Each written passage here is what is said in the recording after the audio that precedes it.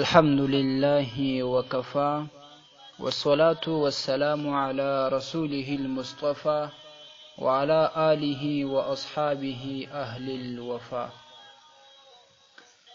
معزز درنو ورنو، الله جل جلاله د مسلمانانو سره او د خپلو بندگانو سره مینه لري. الله تعالی جل جلاله په قرآن عظیم الشان کې بار بار یادونه کړې ده او په هغو مسلمانانو باندې افتخار او ویاړ کړی دی کوم چې د الله تعالی د دین هغه متبعین وي او هغو په شریعت یې په ځان کې جاری کړی وي. نو الله تعالی په هغوی باندې ویاړي او د هغو خلکو یادونه کوي چې هغه تقوادار وي، عادلان وي، هغه محسنین و نیکوکار وي چې الله تعالی د هغو خلکو سره مینه کوي. او الله تعالی د هغو خلکو سره مینه کوي چې هغه د رسول اکرم سید ولد آدم نبی صلی الله علیه وسلم پیروي کوي او د هغو په سنتو باندې یې منګولې لګولې وي، د هغه په لارو نقش قدم باندې روان وي. الله جل جلاله په قرآن عظیم الشان کې فرمایي: قل ان کنتم تحبون الله فاتبعوني يحببكم الله. الله تعالی و نبی کریم صلی الله علیه و آله وسلم ته وایي، وایي دې مسلمانانو ته وایه که تاسې د الله تعالی سره محبت کوئ نو فاتبعوني، ستا د رسول اکرم صلی الله علیه وسلم هغه ته وایي چې ستا متابعت وکړي. مسلمانانو ته وایي چې زما متابعت وکړي. یحببکم الله، چې الله تعالی محبت وکړي ستاسو سره، الله تعالی تاسو سره مینه وکړي. نو د نبي کریم صلی الله علیه وسلم په پیروي کې د هغه په سنتو باندې د منګولو لګولو هغه اشخاص چې هغو په ځان باندې مکمل سنت هغه د سنتو چوکاټ کې ژوند کوي، الله تعالی د هغوی سره محبت کوي.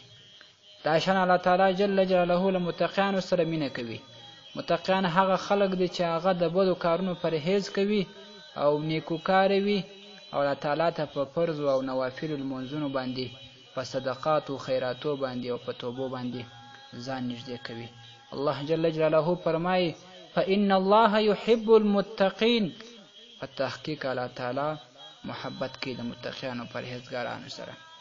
او الله تعالی د هغه چا سره محبت کوي چې هغه نیکوکار وي، محسنین وي، خلکو ته نیکي رسیږي او خپله نیک کار کوي او نیکوکار وي، خلک یې له شره په امن وي.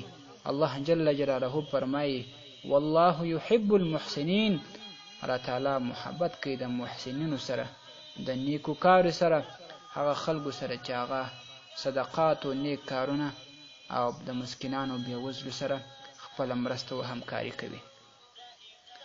دا شان الله تعالی جل جلاله له صابرینو سره مینه لري. کم خلک چې پر مصیبت باندې، پر غم باندې او پر عباداتو باندې، پر امتحانونو باندې، په نورو ازمایښتونو باندې صبر وکړي الله تعالی د رضا لپاره، نو الله تعالی هغه د هغو خلکو سره محبت لري. الله تعالی جل جلاله خپله فرمایي: والله يحب الصابرین، الله جل جلاله محبت کوي له صابرانو سره. هغه صابران چې هغه صبر د الله تعالی له رضا لپاره کوي. دی مسکین وي، پر خپل مسکیني باندې صبر کړی وي. دی په امتحان کې وي، په هغه امتحان کې صبر وکړي. دی مریض وي، په خپلې مریضۍ کې الله تعالی ته صبر وکړي، نو الله تعالی به په دغه امتحان کې هم کامیابه کړي او محبت به هم ورسره کوي. او د محبت نتیجه به یې وروسته بیان کړم چې د الله تعالی د محبت نتیجه بیا څه وي.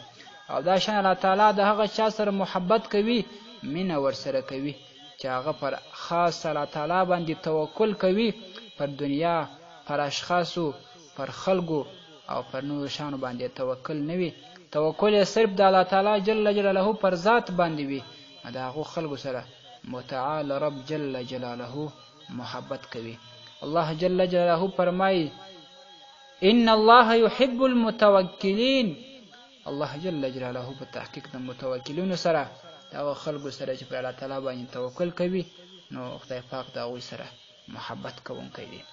الله تعالی د هغه چا سره محبت کوي چې هغه عادلان وي، هغه د خلکو فیصلې په عدل باندې خلاصوي، هغه د خلکو په منځ کې په عدل باندې خبرې کوي، تر خپل حد تجاوز نه کوي، او دوی چې کوم دی هغه عدالت کوي، عدالت والا خلک وي، نو دوی سره الله تعالی محبت لري. الله تعالی فرمایي ته دغه خلکو سره مینه کومه، ان الله يحب المقسطین.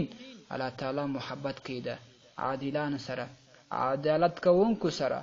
دا شان الله جل جلاله د هغه چا سره محبت کوي چې هغه پاکان وي، هغه توبه کوونکی وي، هغه د هر قسمه نجاست نه، د هر قسمه خباست نه ځان ساتي. هغه که باطني خباست وي، هغه که ظاهري خباست وي، نو دوی د هغه څخه ځان صفا کوي، ځان ځینې ساتي، پرهیز ځینې کوي. الله تعالی فرمایي چې دغو خلکو سره زما مینه او زما محبت دی. په سورة بقره کې الله تعالی وایي ان الله يحب التوابین ويحب المتطهرین. الله تعالی محبت کوي د توابینو سره چې دوی توبه کوونکي وي، الله تعالی ته توبه باسي، او الله تعالی محبت کوي د هغه چا سره چې متطهرین وي، پاک وي، او دوی پاکی کوونکي وي. داشان الله تعالی جل جلاله د هغه چا سره محبت کوي چې هغه د الله تعالی جل جلاله په لار کې جهاد کوي، د کفارو سره په مقابل کې ولاړ وي، خاص د الله تعالی دپاره، خاص د الله تعالی د کلمې دپاره، خاص د الله تعالی د کلمې د لوړتیا دپاره دی ځان قربانوي، مال قربانوي، عیال قربانوي، او الله تعالی د دغه خلکو سره محبت اعلانوي. په قرآن عظیم شان کې فرمایي ان الله يحب الذين يقاتلون في سبيله. الله تعالی محبت کوي د هغه چا سره چې هغه جهاد کوي فی سبیل الله، د الله تعالی په لار کې جهاد کوي. نو الله تعالی چې د کوم چا سره محبت وکوي، نو بیا به څه کیږي؟ نو بنده سره نو دا به کیږي چې د بخاري شریف حدیث دی، نبی کریم صلی الله علیه و آله وسلم فرمایي وی الله تعالی وی من عاد لی ولیا فقد آذنته بالحرب. نو بیا به الله تعالی ستا د دشمنانو سره د دشمنی اعلان وکړي چې هغه خلک تا ته آزار رسوي، تا سره دشمنی کوي، نو د هغو خلکو سره به د الله تعالی دشمنی اعلان وي. او الله تعالی فرمایي چې دغه خلک ولیان دي چې کوم الله تعالی محبت ورسره کوي. نو ولیان هغه څوک دي؟ الله تعالی خپله فرمایي الا ان اولیاء الله لا خوف علیهم ولا هم یحزنون. نو پرته له شکه چې د الله تعالی پر دوستانو باندې هیڅ ویره نشته، او نه به هم دوی خفه وي او نه به هم خفه سي. دغه کسان دي چې الله تعالی د هغوی سره محبت کوي، او د هغوی د الله تعالی ولیان دي، او پر دوی باندې نه ویره سته او نه به دوی خفه سي. او دا هغه کسان دي لهم البشرا فی الحیات الدنیا والآخره. د دوی دپاره په دنیا او په آخرت کې زیری دي، خوشحالی دي، نعمتونه دي. زموږ خوږ محبوب محمد عربي صلی الله علیه وسلم فرمایي چې الله تعالی وایي وی خپلو نیکو بندگانو، خپلو متقیانو بندگانو ته مې داسې نعمتونه چمتو کړي دي، داسې نعمتونه مې په جنتونو کې ورته تیار کړي دي چې نه به د دوی سترګو لیدلي وي، نه به یې غوږونو اورېدلي وي، او نه به د چا په زړه کې راګرځېدلي وي. دا متفق علیه حدیث دی. رسول اکرم سید ولد آدم نبی کریم صلی الله علیه وسلم فرمایي چې دا د الله تعالی نعمتونه دي. الله تعالی جل جلاله وایي وی که تاسې زما د نعمتونو حساب کوئ، نو حساب باندې به ونه رسېږئ، دومره بې شمېره نعمتونه دي. دا د هغه چا دپاره چې کوم چا سره الله تعالی محبت کوي، د کوم چا سره الله تعالی د محبت اعلان کړی وي. افسوس زموږ پر حال باندې، زموږ ځوانانو ته راسه، زموږ پیغلانو ته راسه. ځوانان مو د نجونو په مینو کې ډوب دي، او هر کله هر وخت دا خواهش کوي چې ولې پلانې جنین مینه نه راسره کوي، ولې هغه ماته پاملرنه نه کوي. او د نجونو مو هم دا خواهشات دي او هم دا خبرې دي چې ولې ما سره پلانې هلک مینه نه کوي، کاش د پلانې هلک سره مینه کړې وای. آیا موږ کله له ځانه پوښتلي دي چې آیا موږ د الله تعالی سره مینه لرو که نه لرو؟ آیا الله جل جلاله زموږ سره مینه لري که نه لري؟ آیا موږ هغه کارونه کړي دي چې الله تعالی جل جلاله زموږ سره په هغه باندې مینه وکړي؟ موږ په دې باندې شرمېږو. زموږ حال خو د افسوس دی، زموږ دپاره دا د شرم خبره ده. موږ په دې باندې شرمېږو، د الله تعالی سره د مینې اظهار نسو کولی، او کوم چې باطلې مینې دي د دې دنیا د څو ورځو مینه ده هغه ښکاره کوو، د هغې خواهش کوو. والله العظیم چې هغه به د هېچا په ګټه باندې تمامه نه سي، هغه به هېچ چا ته ګټه ونه کړي، نه به یې په آخرت کې له عذابه خلاص کړي، نه به یې په دنیا کې کومه نوره ګټه ورسېږي. البته سربیره پره خپلو ګناهونو به دا ورته بله ګناه وي.